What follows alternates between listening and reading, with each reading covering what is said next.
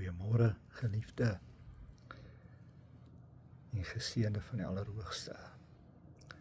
Mag jou loop saam met my in my wandel met ons Hemelse Vader en sy Seun, die Woord Jesus Yeshua, en sy wonderlike Heilige Gees vir jou geseënd en wonderlik wees weer eens vanmôre. Ons kyk vanmôre na Romeine 11 vanaf vers 33, wat dan 'n gebed is, 'n bede tot God.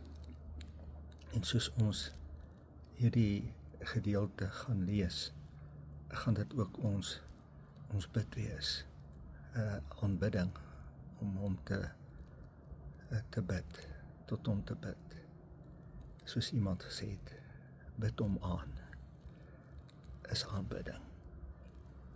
En ons maak hierdie aanbiddingsgebed, 'n bewonderingsgebed, terwyl ons hierdie gedeelte wat vir ons deur die Heilige Gees gegee is, om ons te bemoedig, vanmôre lees as 'n gebed. O diepte van die rykdom en die wysheid en die kennis van God, ons Elohim.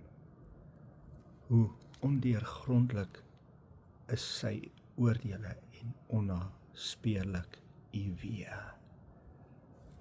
Want wie van ons het die gedagte van Jahwe, ons Here, geken?